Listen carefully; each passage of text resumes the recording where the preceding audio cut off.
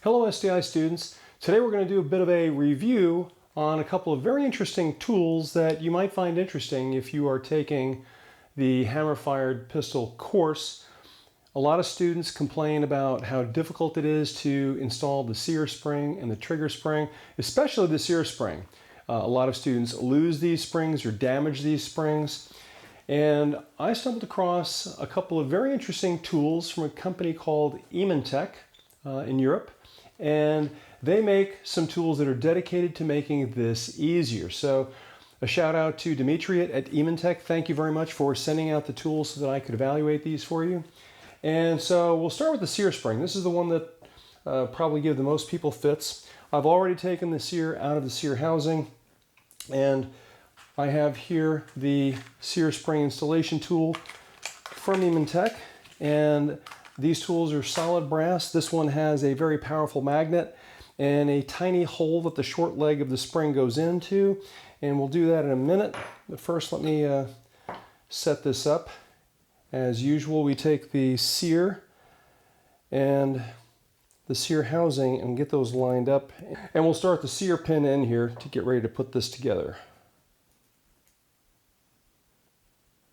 Now comes the part where we use the tool. So I take the short leg on the spring, and that goes into this tiny hole on the tool, and the coils, the body of the spring, kind of nestles here in this curved portion on the top of the tool.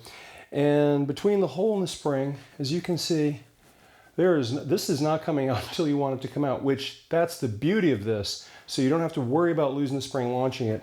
It's going to stay attached to this tool until you intentionally take it out. Okay, so now we take our Sear and Sear housing and we line up the long leg into that notch where we know that it goes, and we just rock this back and rock it forward. And I like to actually use the bench to press that in once we get it lined up. And there you go. Are you kidding? Just that easy. And the Sear and Sear spring is installed, and no flying springs. So a really experienced gunsmith like Frank V. Hill, you see him demonstrate doing this with needle nose pliers, and he makes it look so easy. This doesn't make it look easy. This makes it easy. So certainly really good job with that tool. Okay, so for the trigger spring, I already have the trigger spring out, and we'll start by taking our trigger pin and thread that onto and get that started. Okay, so for this I'm going to put this into the vise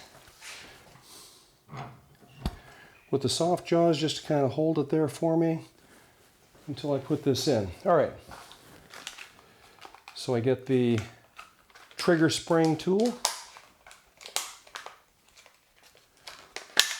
Most difficult part is probably getting it out of the packaging. Okay, so there is no hole, there is no magnet, just kind of like pincers with a place there for the coils to fit. But when you put that in, even though there doesn't have to be a magnet, because again, this is not coming out. That's going to stay in the tool until you are ready to take it off.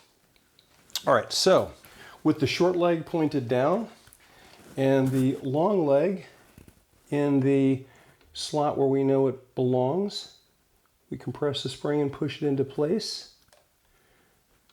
And once it, are you kidding me? And just that easy, we have the trigger spring is installed, and I just need to kind of tap that flush, but wow, how easy can you get? So does this make sense? Again, these are not inexpensive tools. Cheap tools aren't very good usually, and good tools aren't cheap. But is it worth the cost when you factor in shop time for installing these springs, shop time for searching for springs or replacing missing springs, waiting for them to get shipped, and the associated cost? When you figure all that and how often you're going to be working on your CZ or Tangfolio or SAR pistols, I don't know, you tell me. Will that be worth it for you? And only you can answer that question. Anyway, very impressed. Thanks again to Eeman Tech for sending these out. And as always, if you have any questions, never hesitate to reach out to your instructor. That is what we're here for.